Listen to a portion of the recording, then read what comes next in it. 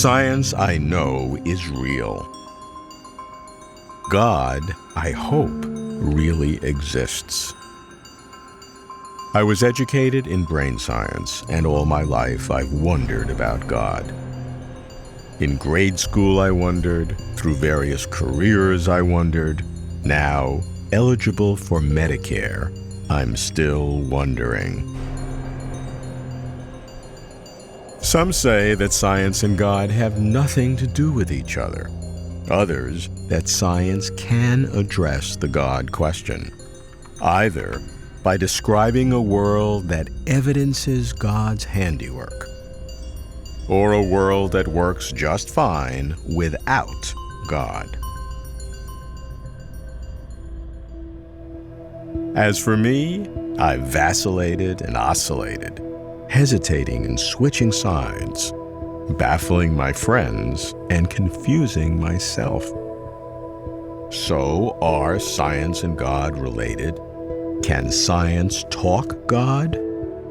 I'm Robert Lawrence Kuhn, and Closer to Truth is my journey to finally find out.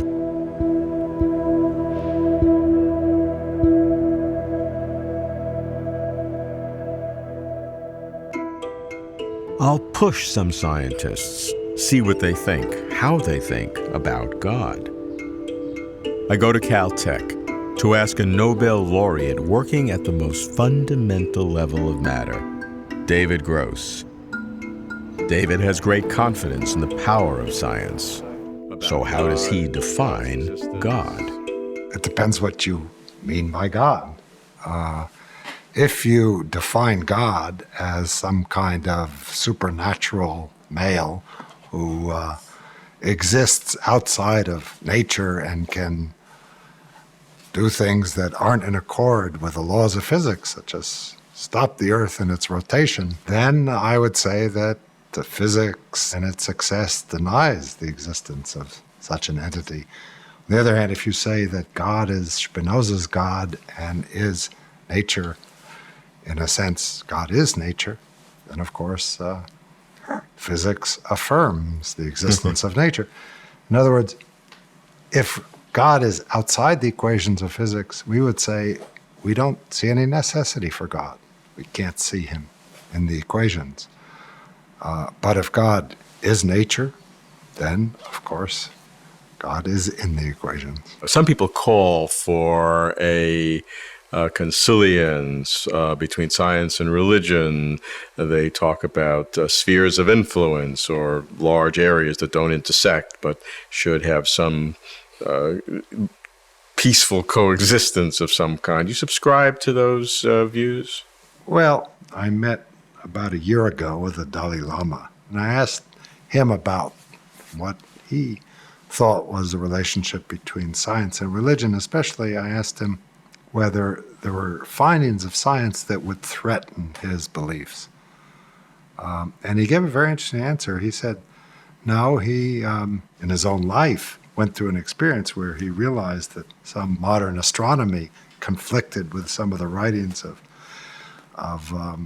in the old texts, and he had those texts modified. He said that science has the final word on the structure of the physical universe because it uses this method that is more powerful than mere speculation, observation, and experimenting. That's not true of all religious leaders. By and large, religion has been on the retreat in those areas of overlap as scientists discovered more about the real world, which did conflict with earlier myths or beliefs.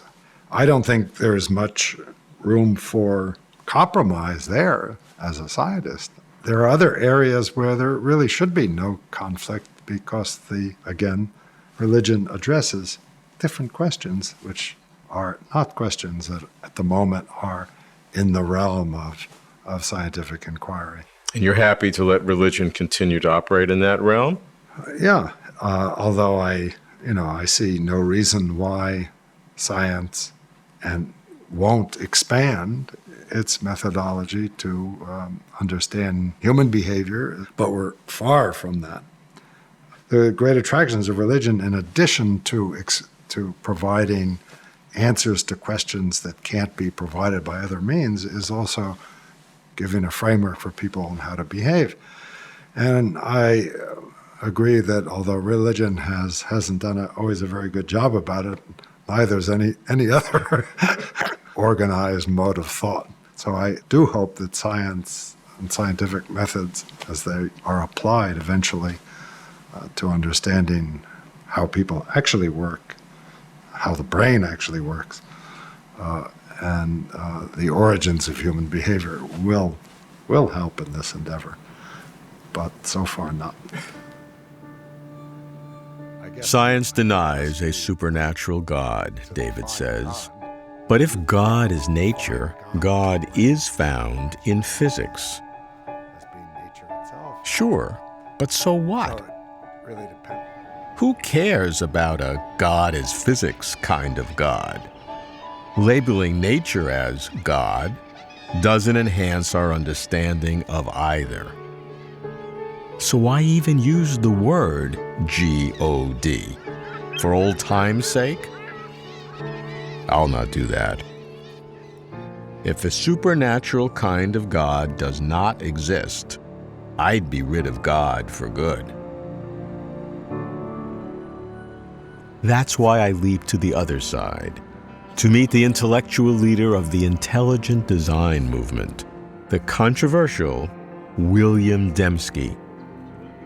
Armed with doctorates in mathematics and philosophy and a master's in theology, Bill claims to see from science shadows of intentional design. Bill, what is it about the relationship between science and theology that'll take some reasonably normal people like you and me and have us devote so much of our psychic energy to this issue? What is it about it?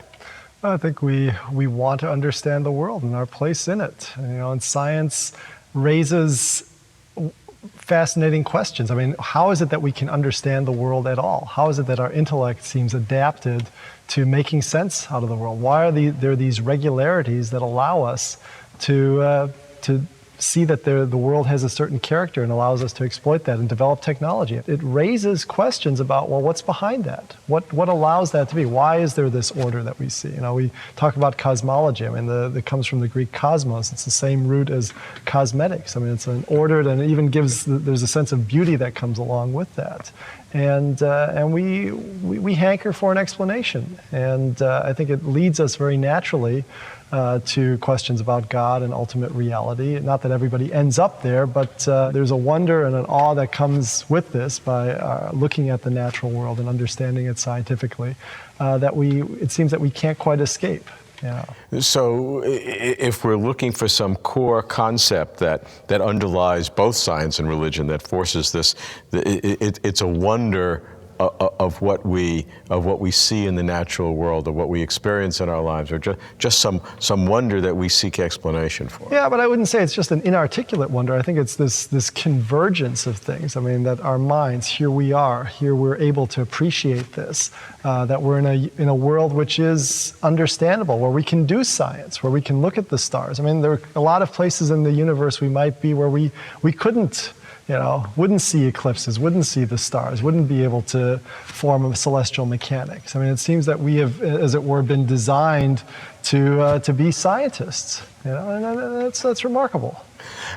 If one goes back to pre-scientific times when everything was either magical in an animistic sense, or everybody saw spiritual things manipulating, the world, in one sense, wasn't as wondrous as it is when you appreciate science. So in one sense, if you're a theist, you might even appreciate your theism better in a scientific world than in a magical one. Yeah. Well, I think you're onto something there. I mean, Isaac Newton is widely regarded as the greatest scientist who ever lived. And I mean, he developed his Principia Mathematica, but then, then he half of his writings were on theology, and he was trying to make sense of it. And even in his Principia, you have there'll be paragraphs where he's talking about the design and the wonder of God in creating a world which has this order, this structure, in which science makes sense of things and our understanding is. I think there's a drive for unification. We want to put it all together in one neat package, and I don't think it's ever all that neat, but we still want to have the grand vision. To Bill, human beings have been designed to be scientists. Laws are so regular and the world is so wondrous. That feels so right, but feelings, I fear, may mask a fatal flaw. If laws were not so regular and the world not so wondrous, we wouldn't be around to ask the questions. Only one thing seems sure: preconceived assumptions and biases, whether theist or atheist, frame one's perception of the world. What one sees seems a function of where one stands. I like Bill's strong theism, arguing that science can discern intelligent design. And that's precisely why I seek a strong atheist. Physicist Victor Stenger asserts boldly that God does not exist.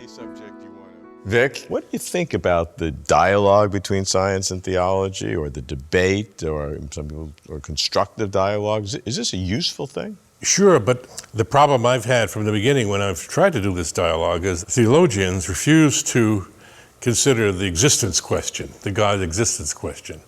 They always want to start from the assumption that God exists and then work from there. And I want to go back and say, well, let's argue about whether God exists. That's the fundamental question. And they're very reluctant to even indulge in that anymore, because I think they know that all the arguments for the existence of God that have been raised over the years fail. And right now you do have two groups of theologians. Some are very interested in trying to disparage science and to say that, well, science isn't everything and science can't answer everything and so on. But then there's another group of theologians, I call them the premise keepers, who are honestly trying to describe God that's on the one hand consistent with traditional teachings, and on the other hand consistent with science. And they've come up with a number of possible scenarios by which God could have created the universe as we know it, still used evolution, for example, not stepped in, but allowed everything to just take care of itself. Because after all, I mean, I agree that if there is a God who created the universe, he could have done it any way he wanted. I mean, and this is maybe the way he did it. This is what they're saying. This is the way God happened to create the universe. The trouble is they then run into the conflict, the confusion with traditional teachings that the great bulk of people still believe. For example, the notion that humanity is special. The story of evolution is that humans came into existence by accident, and if a different glitch had happened, a different mutation had happened any place along the way, we would not have evolved the way we had. And their answer is that, well, God just had chosen to do it that way. Humans aren't special, they're just one particular way that God's ends are achieved. And that does work. You can imagine such a God. I don't see any need for such a God. There's no evidence for such a God. But such a God would work. The trouble is it's a God that's quite at odds with what most people think of as God. Vic asserts that while science cannot prove that God does not exist, the probability of God existing, he says, is very low. I'm amused that theists and atheists agree that science can talk God, at least probabilities of God, though they disagree vehemently on what science says about God. whether those probabilities are very high or very low. How can science be allied to both theists and atheists? Theists attack atheists as being blind to higher realities. Atheists attack theists as seeing hope as the mirage of fact. Perhaps science is too open to personal interpretation. Perhaps I need to descend deeper. Some say that the foundations of the world is mathematics.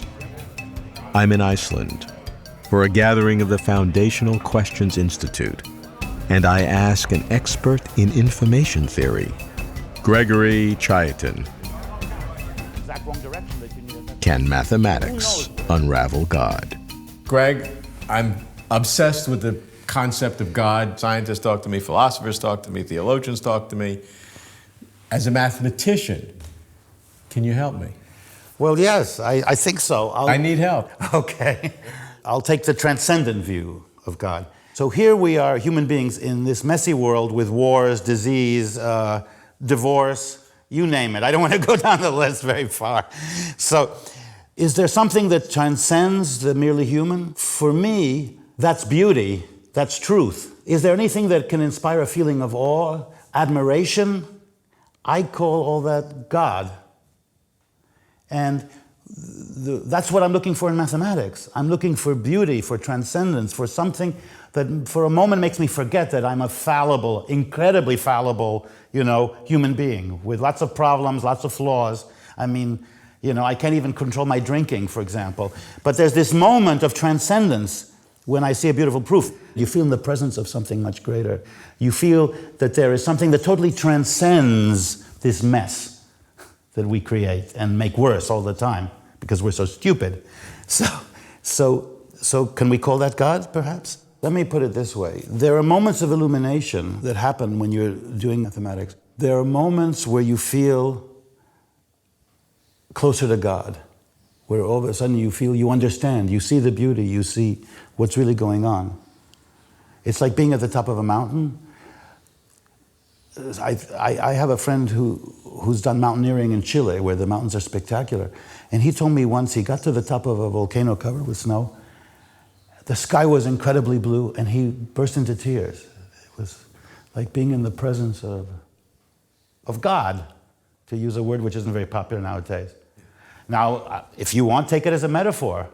So call God the fundamental nature of the cosmos, or call it the transcendent, or having a glimpse of the ultimate reality, even if it's an illusion, for a moment. It's these moments that I think a spiritual person would say, you feel closer to God. That's one way to put it. But I see a difference How here. do you see I it? see a difference between your friend on the mountaintop who has a personal interaction with a sensory cosmos. experience. With the cosmos? With his sensory experience. Well, then you would make it introspective. I want to make it... Okay, but mathematics is the only thing that has a chance of transcending our own senses, because you're dealing with something that's more fundamental. Because I might not have reacted like your friend. Human beings are such pathetic creatures. Any moment when a miserable worm like me feels illuminated or feels in the presence of something beautiful and transcendent, that's worth something, because all we're good for is wars and messing up our lives totally. I certainly have. The human race is totally messing up on everything. The only thing it does of value are these moments, in my opinion, of transcendence. A great work of art, a great piece of mathematics, a beautiful physical theory. The rest is full of sound and fury signifying nothing, a tale told by a lunatic. It's these moments which show that human beings have achieved something, and that maybe makes human beings worthy of surviving, because otherwise, global warming, another flood, who cares? Give the cockroaches, or give mountain goats, or give some other species a chance. We clearly have wasted our opportunity of being Except for beauty. beings. Except for beauty, yeah, I think so. Theism versus atheism, this argument versus that argument. Greg's passion can supersede them both. Greg seeks transcendence. That's his God, or that reflects his God. But Greg's God is far from the common personal God. I remain unsatisfied, with a pervasive anxiousness, born of expansive expectations for God, thwarted by viscous ambiguity about God. How else to try to find God within the wide field view of science? Origins. I look back at the majesty and at the mystery of the beginnings of the universe.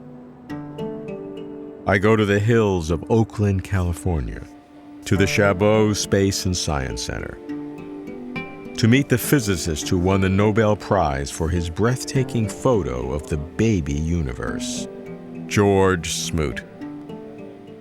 George, when you released to the public this remarkable photograph, literally, of the early universe, you had a fascinating quote that said something like, "If you're religious, it's like seeing God." What did you mean? Well, I was asked multiple times, what does this mean? And I tried to explain these are the largest and oldest structures ever seen. These are things from the very beginning of time. So other people refer to it as the handwriting of God or whatever. I say, if you're religious, it's like seeing God or getting the Ten Commandments, the scriptures handed to you. It was the sort of the blueprint or the roadmap for the universe. And it's sort of natural for that kind of thing to come up in this kind of thing, because you're talking about the creation of the universe and the development since then. I try to be extremely careful about giving both science and religion its due. They both have their areas of relevance to humans. One of them has to do with your inner life and what you think of your moral values and so forth. And the other one has to do with describing the physical reality around you. And I think they have to be consistent, right? That in some sense, whatever we learn about the universe, it's how, if you believe in God, it's how God made it, right? And for me to say, well, this is direct evidence for God or whatever it is, that's interfering with each individual's personal relationship with God. Each person should be investigating and thinking about it themselves and have a personal relationship with their God, because it's one of the most important ways they decide about who they are and how they behave. And individuals can do that in their own basis, based on their own culture or their own specific desires. But what you've shown in terms of the real creation of this universe is reality. It's not saying something about religion. Occasionally, religious people claim things about the world that aren't true, but they're misinterpreting the world. If you have a religion, it has to conform to the world you see around it. If you say, we're living in, an empty void, and people can look around and see the land around them and the people around them, there'll be discordant information. But the world and the universe itself is so spectacular and so interesting.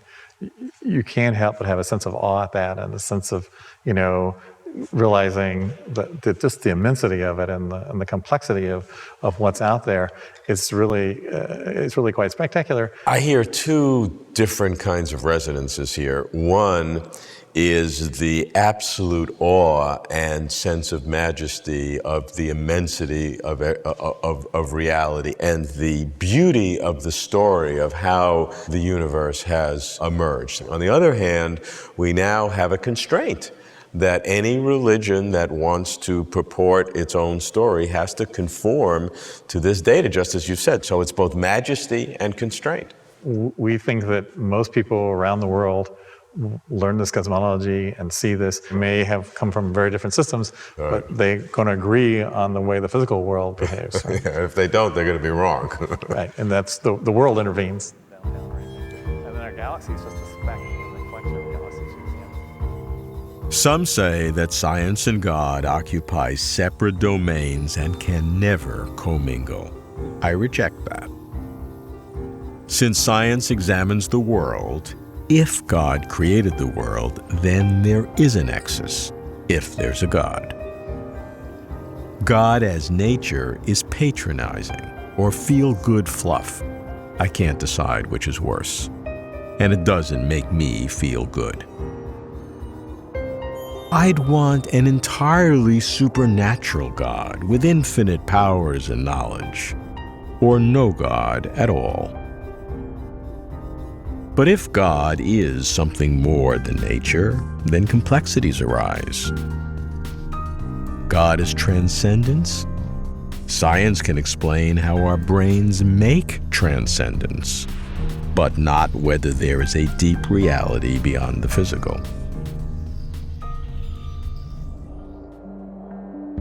Tests of consistencies are key. Consistency with the facts of science. For any kind of God to exist, no contradictions or conflicts are allowed. Proofs are out. No argument, theistic or atheistic, can work.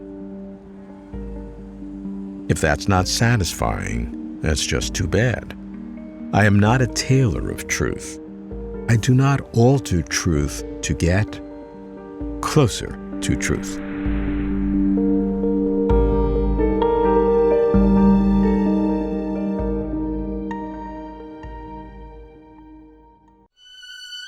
For complete interviews and for further information, please visit closertotruth.com.